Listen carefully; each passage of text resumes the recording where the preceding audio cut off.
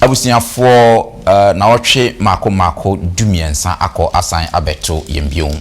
yede kota edikan ewo 2025 aba na wieye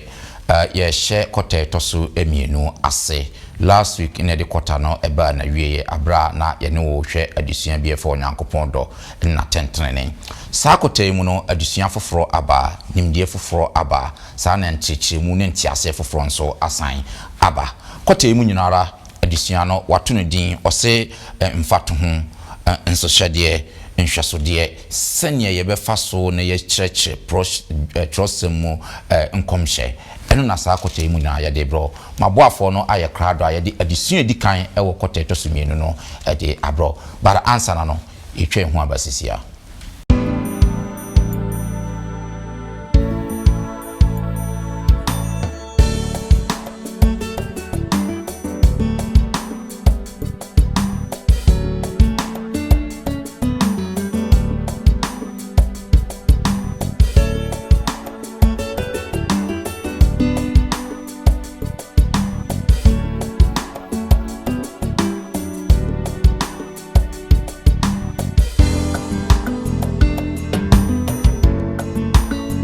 helicopter ni bi tse ntuntum menenti no sa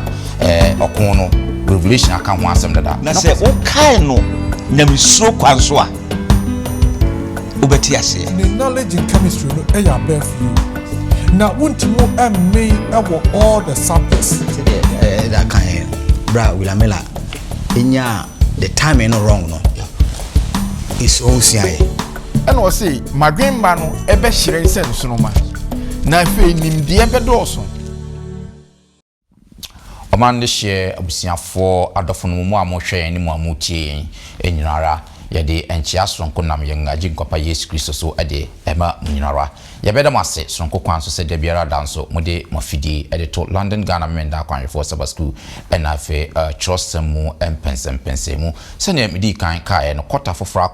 foforo asan aba nimdie foforo ko nimdie dada no ko nimdie foforo nso asan aba yeba be ye kota emu nso emu nchechire mu mabrafo no ayekrado enche bia meyi omo ede achon but answer no ma yenkutie enyum emfree elder Samuel Ajikum sa elder yi one the leader and founder of Heavenly Door Self Choral omo ampayo kumase omo tumnyu ye pa na elder yi ayenyum kama bebia enyanko bebia yepe eno de sa enyum yi ede amaye osi ehum bi ritu yenkutie elder Samuel Mra.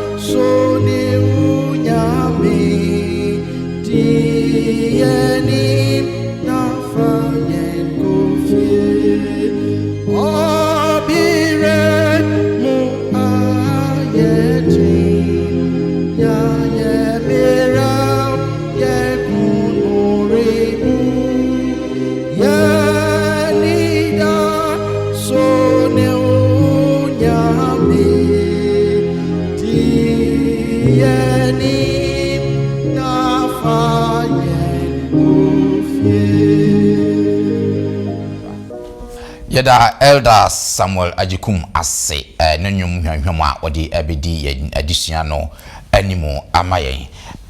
maboafo no aye krado ma mensan fast da PC pamfa ma 3 ABN TV Ghana Sajuma Koyi omuni Hope TV Ghana Sajuma Koyi eso yasne boy chidom ma de biarada yede sa adwuma yi ade ebremo na se de bia ye no no se wo mwa bia pese ode bua Sajuma Koyi a won number ebeba begu na se egu yemfoni nani fa na fre obibeje so kakra bia betumi fa bua Sajuma Koyi minu yi na namsa ye so emo onyankopon so ashraw na ma memfa mani nhwe fidie mu hase na minyi maboafo no mfa nkyem na fe yemfa yani nhwe kotemu adisua edikan eno media musonfo Bismarck Mensa ene yeho adom mewo yenua Foster Twum eka yeho ase Foster yemakaba nda sese ene etunsa frawo watmi aba meko manima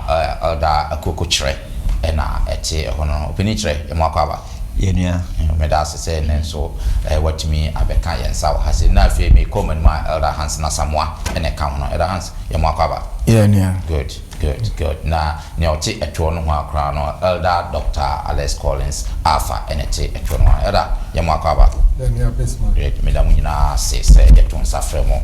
motimi aba ene onuadofo babia wo bia na ahombrase mu katwani na ma opini kire emompaye emaye Yenyankopon ya bankese dawase akwani sanyina mu se woni yedini yi abesi sabri ohu ansem suade eyenije emankranhye na emma okra biara enije ewo Kristo Yesu wo bewumaye no sabri ya sabetena sio yebepeze mpeze wonsemu ye yesreze ma ho kronkron samba na hode ntim kase mu emehye yende na de yeyenim na mu de ho kronkron pese yenka no ena ma onfa nhye ya no na tiefo so etie so eso etie di agwa komapem ye nyina atrase de aboye bra kusi so be yi hu adi yeda wase ene dey so wa masabri asa kopra betu yebiem Kristo Yesu di munti amen yo abusiafo ya free Yesu ama abetena yi mu dia menim se wa ye krado wafa chirosem no fidi ba be call chirosem na ya hwese na emeka ye no the whole of this quarter na se wo hwe adusua no atifi asem na oseden emfato ho nsasode ene nsohyede sene yebesi acheche trosem mo anase babu mu nkomhye mu ene na atwe mu nyina ye ba behwe ye ntra na ye nhwe adusua ni nyina na base kaka sene be ya ye benya nimdia ye de kokota enumu enyinara so obekaya in 1991 kun bi esi America for ni wiase kabo mu ma mo ye omadwen so betu Saddam Hussein ye frɛ no Gulf War ma ye nyina ye hwɛ no sene no mo ye ya omutu Iraq amambo no egu ye ma amambo fufuro bi beteki over ewo Iraq sa okun na esi ye no protestant ni bi twro nguma bi a no kwasam ne sɛ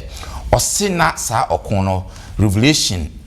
a predict ato edadada na ni nyina so ne se helicopters anase nwimuhyan ni bi America for use no ese ntutumbe bi na Revelation chapter 9 eka ho asem no nti saa okon no na ewo kyerosem mu na sign na Revelation chapter 9 eka saa asem na openi no kyero saa enhoma no so hwe Revelation chapter 9 asem na okaye na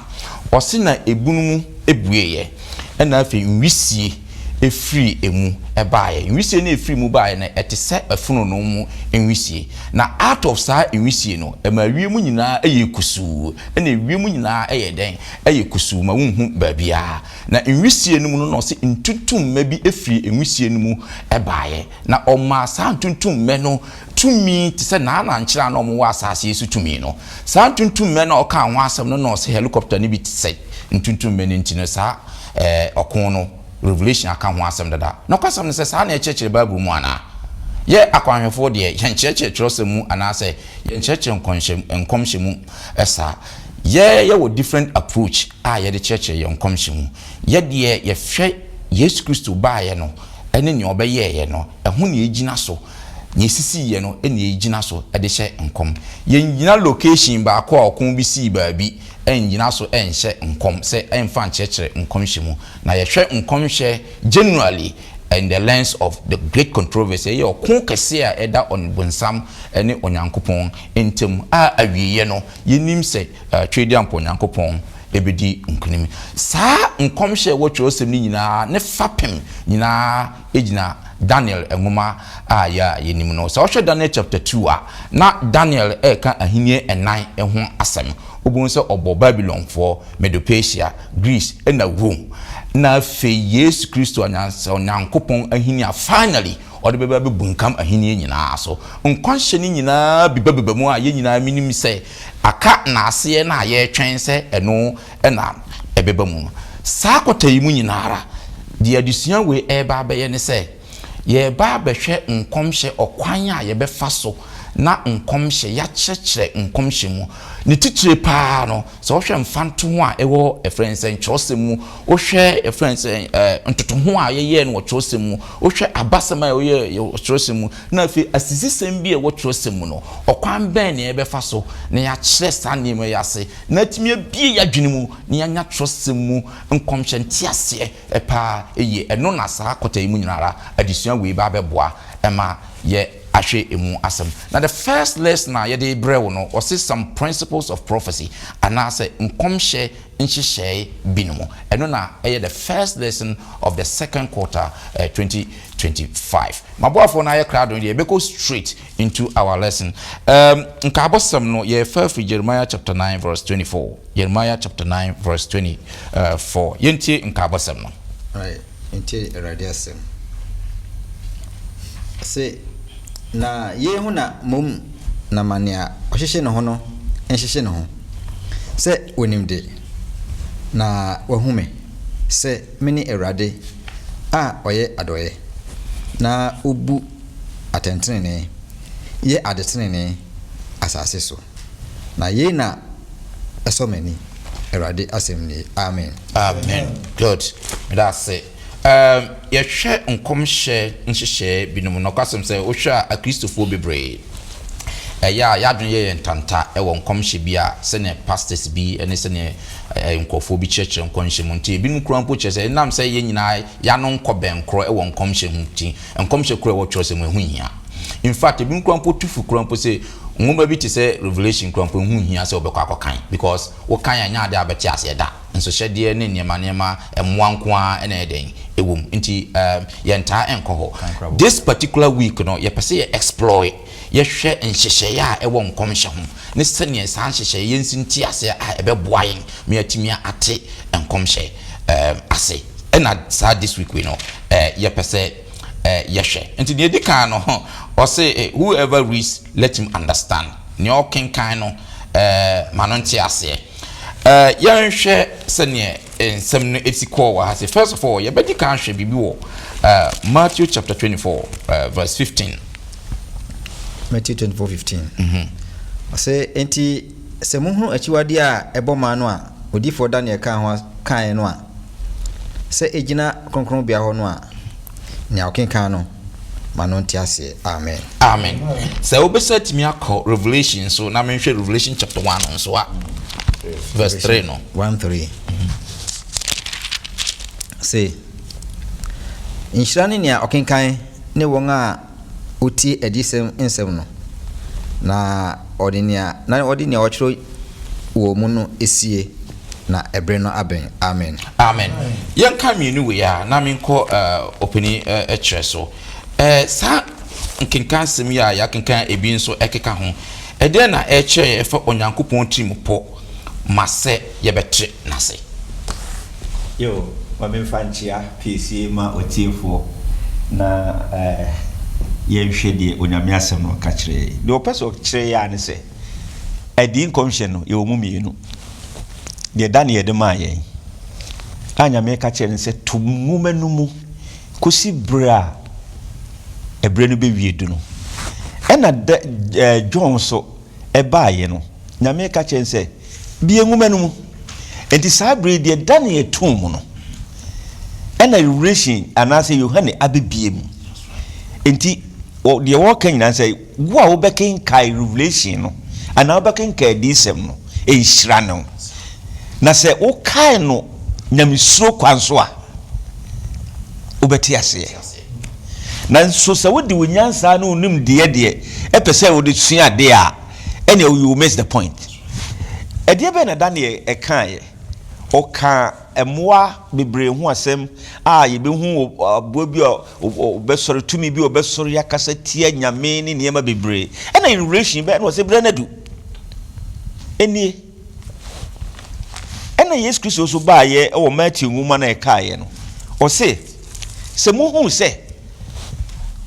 abomination na me kan ho ye kan ho asem Daniel nwuma mu no aba aduru honom na ewo onyame egina asori fie ho a na ne nsebre na yede edu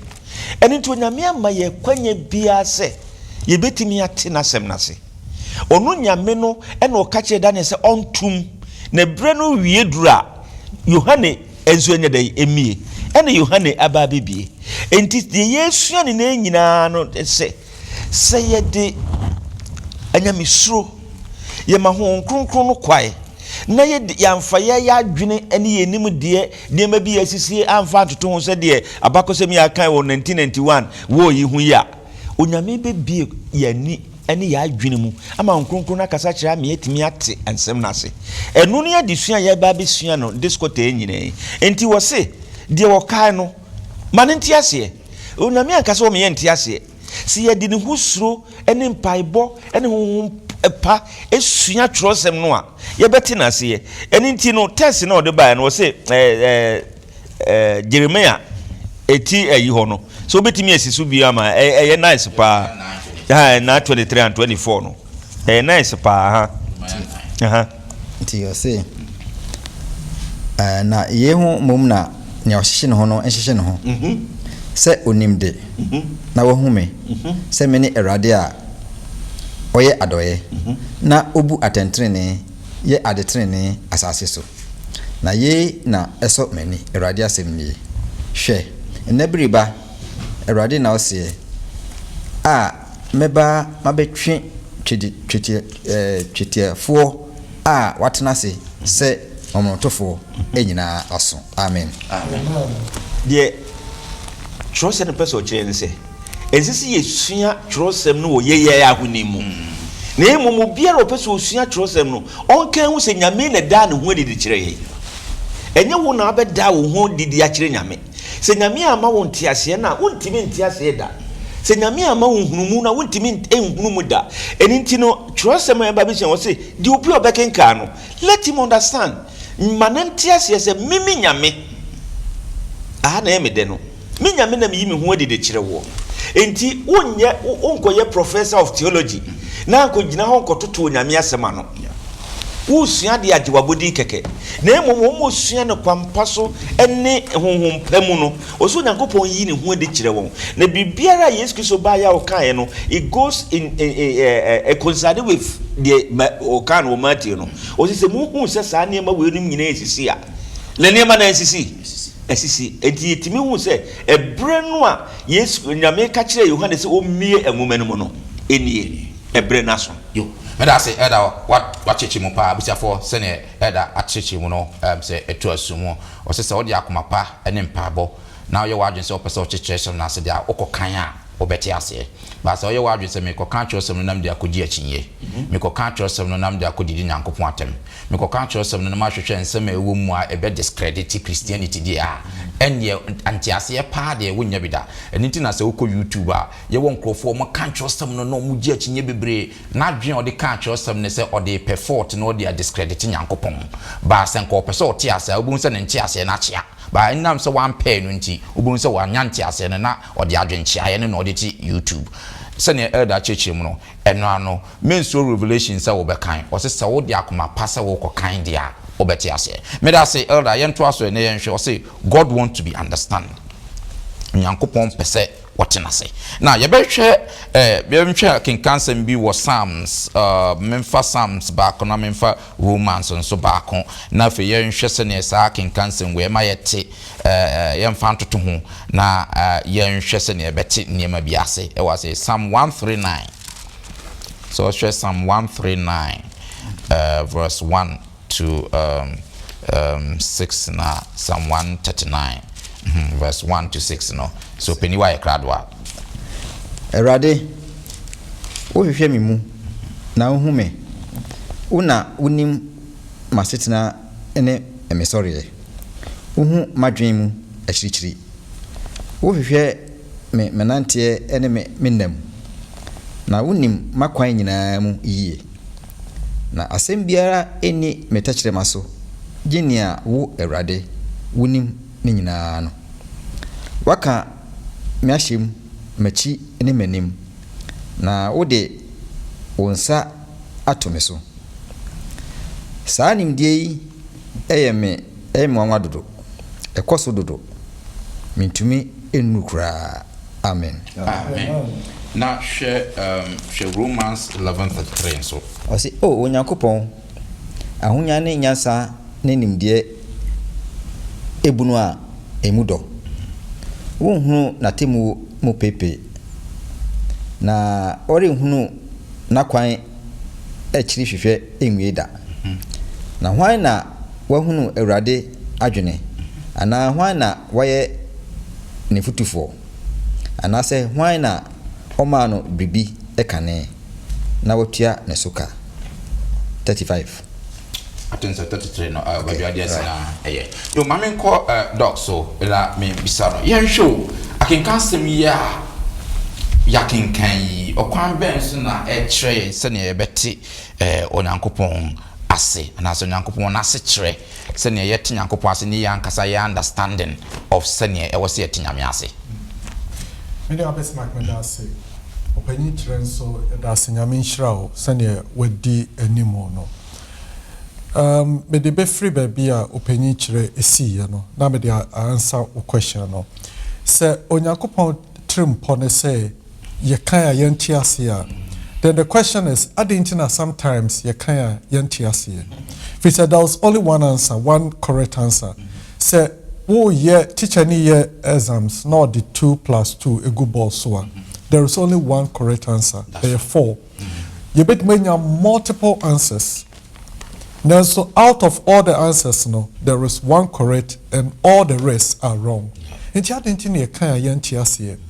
my illustration yi some years ago me call Danish Krubi crack to bi you throw her Esbeck e krapa nipa kakra bi na ho enti Sabbath to me no na me kwa sorry call ye nipa kakra bi omo nru 20 kra na enam say ye local village church nti omo Danish na omo ka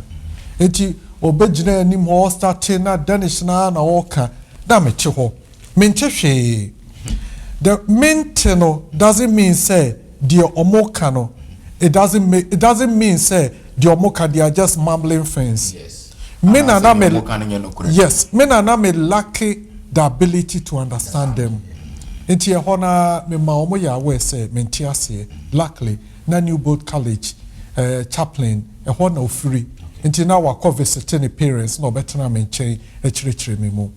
Sana onyame asem echire say Seba onyame asema onyame na troye ena all the Bible texts are opinion foster kan Psalm 139 any Romans 11. So Psalm 147 no cry me debi or say, great is our God and mighty in power. His understanding has no limit. So now dress what being power, what bought PhD, what bought professor, what chemistry more. Onyankopon ne knowledge in chemistry no above few. Now untimu me all the subjects. And look at God what being saying the most cleverest person or what onima dear what chemistry, economics, history, all the subjects ni nyina no onyame nim ni nyina. Na se what fe no wako school now ko hu o professor o ko now ko sua nim dia wo dia hobrase na ko professor no ho fi so onim esen wo. Na Bible chere say sa dinsem ene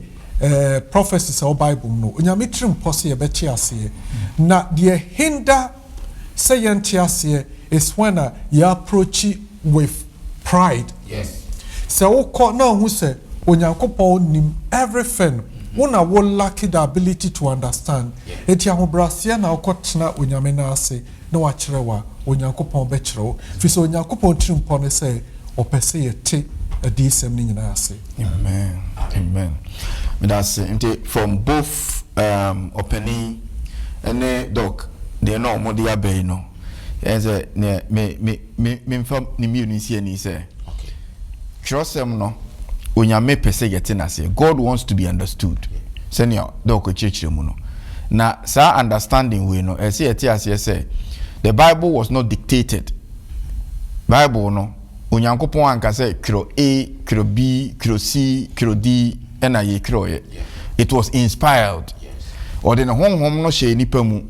Ena senya Peter kan no senya ne honhom no de omonante ye no. Saa no mo ye den e kiro ye. Enu nti the human factor a woman limitations are a woman for human communication no senya okọ Dennis for no ho no. Esa ne say Dennis for no kiro kan nyame adwen. But who are what you want to want Dennis no won't asienti no. So offer Bible now we approaching it say me pe loopholes you will see a lot. Not because there are loopholes in it, but because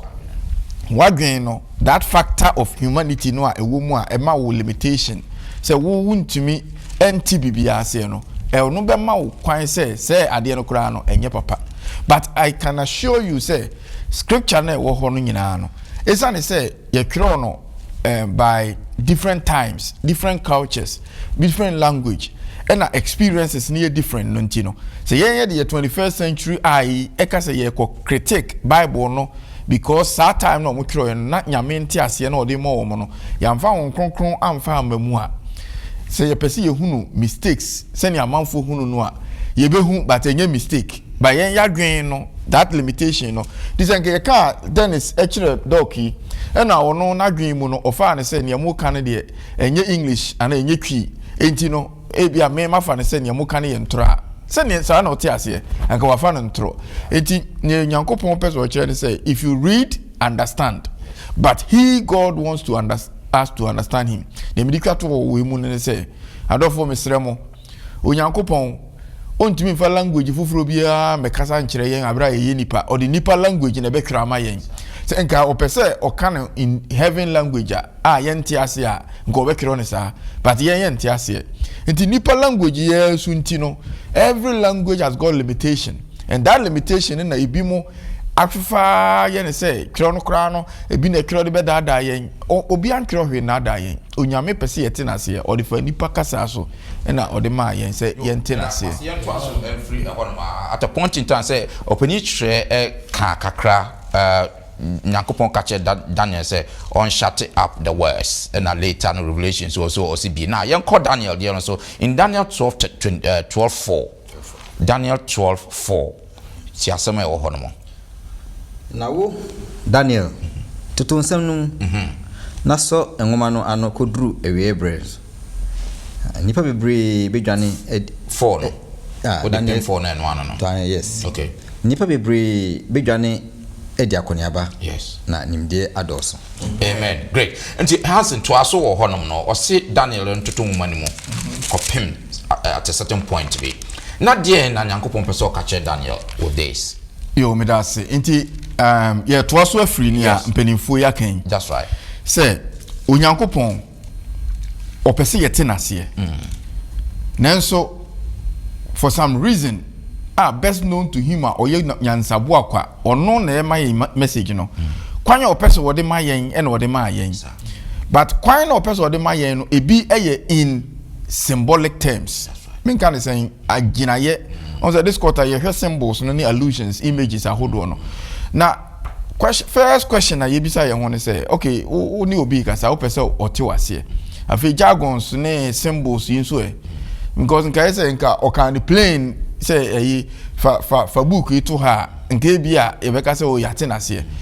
enti yen ya sase question yankopon say adenti wo say wo sha say wo ye preamble bi wo say book of Revelation ene you know ebi mu kura say ene Daniel no ebi mu say o kan a won ti ase enti ebi kura say o kan abebodam ye yen kura say o kan Revelation abebodam ebi kura say o kan anti ase ebi anim ti be more confused nti ya try a lot of normal fa ho a enye we ene na omo critic say adenti ne yakopon or this images ibaye na chese mfiri nyame opese yete na se a ba no kwase se mfiri nyame ne ona opese o kire se ontoto nwoma no mu ne se ne na o kan ho asem e kire Daniel saa time no na ne mre no ne ntiase no enson again yan kai say Daniel was given these prophecies in the foreign land of Babylon ya be kina konum fam o kan sem a efa sa nkrofo no ho privilege kakene ba ye kura ma Nebukadnezar o chechire bi mu kire no but ni aka no na omo beto ato aso no se eye plane e na o kan no se we Persia for Medo-Persia anyway for any Rome, especially Rome was going to rule for a very long time and omo the religion omo obubo omo din ni nyina omo fa religion amata omo enoma ho but it's not Rome e the religion e be bata ho nti no se eye plane na e bi anka Bible no kra beto yen because komo e for mo ho na obubo odin anka obese no enu nti Nyankopon enam kwan bi so ekodu nsem no ena o se madwenba no e be hyire nsem sonoma na fe nimde be dooso enipa be di akoniaba it is nimde be dooso no people have used it to think say na computers ya yetete hui mobile phone ene AI ene sa nimde ya dooso na Daniel ka ho asem yes it can be true yen ka say nya no kure but nimde na e be dooso no the subject matter ye ka ho asem no e Daniel ngoma it is a Bible no ka say wo ngoma no tum shut it up but emre bi ba nimde be dooso a the antecedent of that statement is the book of Daniel. That's right. Eti nimdia no yes ye betimi interpret say ewiase nimdia dooso ye wo a lot of nimdia akoso there but the primary focus of Daniel nimdia be dooso no eye nimdia efa Daniel ngoma no ho say nimdia bi beba emre bi etwato a say bia obi ante wase ya u sili no a time is coming prophecy no ende wo ho a enlightenment bi beba ama wate asemu yase. That's right. Sa asem no na ekopie ewo Revelation. It you do Revelation no. So Revelation 22:10 no a. O ka kire ne say ngoma we de menye den mentum give it out for everybody. Yeah. Daniel de watum. It is the book of Daniel is a prophecy and the book of Revelation as its name suggests is revelation. It ba ko eye nkomhya wa hya ato ho na ba ko ye ediye enti nkomhye wo ho wa hye nkom na to ho na ba ko ye ediye a edan nkomhye no edi. The Revelation explains Daniel. All right. Na oka nimde be do so no in 1798 na 1260 year prophecy na Daniel asha na obi anti ase na ni 2300 year prophecy no obi anti ase na ono Daniel no kra o say oye boson o pese obofo Gabriel kire na se o say da bi tum na wo koda ebiri baba ye benya no but nimde be do so ama akire no after 1798 year prophecy no end ye no na the enlightenment no ba ya afei enipa start ekenkan ye besi William Miller so Emma ono sufficient prophecy no although he got some wrong a bit wrong no the prophecy studies no na approach no boa ye ma ye fe ye te Daniel komhye na se Emma se say no nyame adom nti yɛtumi de explain ɛma yɛhunu nia ɛde kɔ eti ɔsɛ ɔnhyate ne app a na mmerɛ bi ba na obebie ɛde ama yɛ ɛda pɛ sɛ ɔde Nyankopɔn ne mbie mu no wamfa deɛ ɔpɛ sɛ yɛhu nyinaa amma yɛ one at a go no na mmom obie so kakra the time scale na na mede ma yɛ no ɛna ɛsi follow na yɛ ne to da bia ne yɛ pɛ sɛ yɛtum nika ɛdi nyame anim anaasɛ yɛkɔ akyire a na yɛpɛ sɛ yɛkɔ criticize deɛ nyame yɛrɛ ɛyɛ ne kane no nti sɛ yɛfollow nyame time scale no a wobɛhu sɛ biribi ɛsisi no mu pɛpɛpɛpɛpɛpɛpɛ meda sɛ yɛntoa so na yɛhwɛ ɔse woresua asɛm no staging the word yɛnkan akenkan sɛm bɛɛ mmienu bi wɔ ha sei na yɛhwɛ first of all ma yɛnhwɛ Matthew chapter 5 verse 18 na afei wi a yɛahwɛ 2 Timothy chapter 3 15 and 17 no nso 5:18 yes see na kure mese mo sɛ ɔsoro ne asase enya ntwam yi atwerɛdeɛ ketewa baako ana nsesaneɛ baako mpo mfiri mmara no mu ntwam gye sɛ ne nyinaa aba mu answer. Amen. Good. Yɛnhwɛ second Timothy chapter 3 verse 15 to 17 also. Okay, 15. I say. Na wo free o mofrase nim atwerɛ kronkron no a ebetimi ama wo hunyasa afa Kristo Yesu mu gidie so akɔ nkwagye mu. Atwerɛ nyinaa free Nyankopɔn home mu. Ayema nkyerɛkyerɛ atenye atenetene ne tene mu ɛyɛn. Amen. Yo first yɛnhwɛ saa asɛm yi a yɛakenkan yi ɔkwan bɛn so na ɛboa yɛn ɛma anaasɛ sɛn na ɛmmoa yɛn ma yɛn fanti nkyerɛ twɔsɛ mu nkɔmhyɛ ase. Okay, that's it. Mpanifa cheche bebree mu ama I think to make yes we now yeah nti I say we caption say usua twɔsɛ mu anti adesua bia no open him there every bibim obi nkyɛn anase ehoma kora na open him there o ehoma nim nti enye ne wo wadwen ekyerɛ ma de wo pɛ no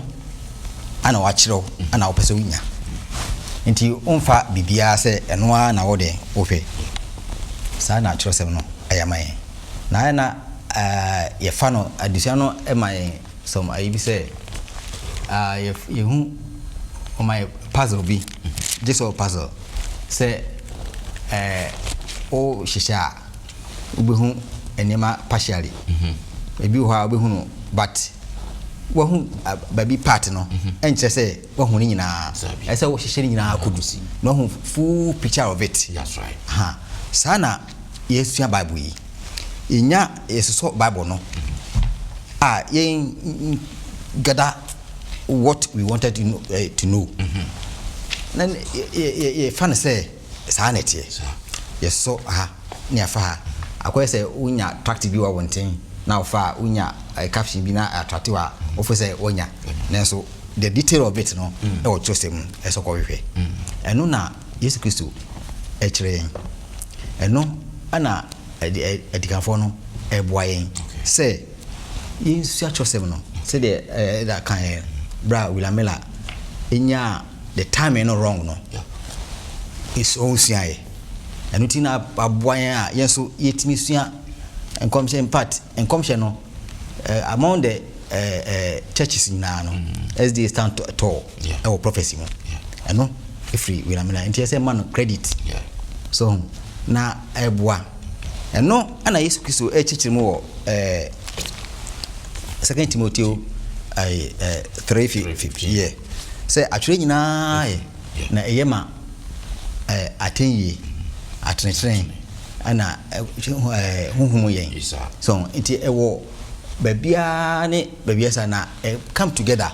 na fe aboyen ama ye hu the full picture of the Bible. That's right. Say na opachire enuti Yesu Kristo no kankansa bra wu sorry ye no na one esuafo ko okoto esuafo minu na omodi nkomo no ana okasa enti yaka me ho asem every Genesis so yeah from Genesis abedu ni wo no omonte na se na che se omon kenkan omon nyadaje enkenkan kyerosem ni ye dabi ena Yesu edusua na epese okire yen okay Genesis no started say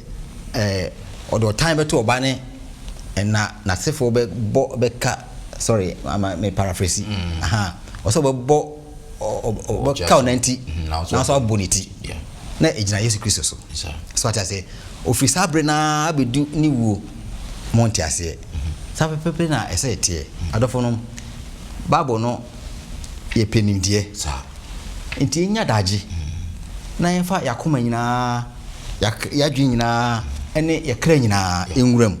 na de awurade ehwehwe ema yen no ye beti ase yo so beti ase na aboyen ama bibibia den akose akakra kakra na idabum na ewie peye amen yo but as yen hwe fana wa na fe yen fan sorry yen afidi yen addition so I say abebudie anase asemkan figurative or literal be compare some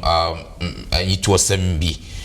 na fe yahwe sene trosem na nkasa echeche no ho ase na fe hu adusua ye betimi asua na okwan ayenso ye mfa so ne approach some of these things when we read them. First Daniel chapter 7 verse 7. Daniel chapter 7 verse 7. Okay. Na fe we be Daniel 8 verse 3. Daniel 7 7. Ye no mehwea anajo adehunu mu na hwe aboa otoso enan a ne ho yehu na ene nwanwa na oye dembro esuni o dade esen akese na odidi keka mu de ne nan peche nkaye na esono no ene emwa odi nanim nyina na o mendu. Okay. Mehwe emeno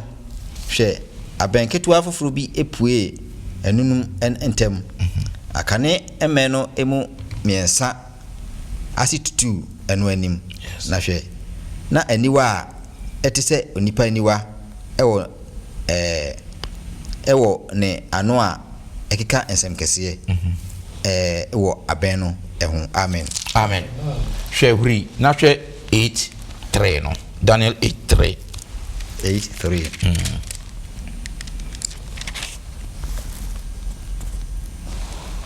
see na me mamani so mehwe na hwe odwanini a owo me mienu gina esuo no ano na emeno ware na baako eware sene baako na nia eware no ena edi echire fifiri mehunu odwanini no se opempem ko atoye ene etififem ne anafofem na abua biara entumi enyina nanim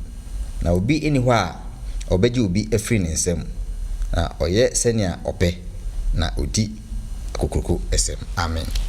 and this all be Daniel chapter 7 hona verse 24 na wode ncheche mu bi eba hono. Okay. Daniel chapter 7 verse 24 no say ya dika kama wa ma ya hu 10 horns bi aboa no no wo yemra 24 no say na emedu no ahine no a mu na ahemfudu besori na won achiri no ofoforo bi ebesori yes na obesono ono ene akane fo no na obebre ahemfo basa ase amen good and to open your show trust them no nkomhya wo hye ene abebudie wo nkomhye ne mu ene entiase a ewo se yenya mfoni ben na sayi twosemi etwatwe. I'll go back to the Asian or so you'll be okay biano on Tiasi. Onipe bi esrabua ne ho eninti the natural son person chense ahini ya na ebeba ana ahini ebeba be yesa ewurukasemi nyina no wodo mu gina ho ma mo a wo ho ede ebi so obi ehunu aboa ne ho a wodwane sa ena aboa ne ho bia so wo sey ade enu natural sem ne se so nyame ede moa ne gina ho e ma ade ben odini ode moa ne gina ho ma atumidi a na yede ebeba abeye niema na se ukomu adesua no emre ni so na se yesi ekomu anke behu emmoa no abebedu no de ebeyeye abebemienu no de ebeyeye abebeya no wo ayi ano a wo kekansem kase no ono so de obeyeye ni nyina na nyame pese yede yeti ase wodo omu agina ho atumidia kase a ebeba no mutumidie n'echi no eho no osade yakọ revelation say woso ohunu obi a okura krante mienu na nyame asem no so yesi de atoto de krante no fenuro enimu twa akire twa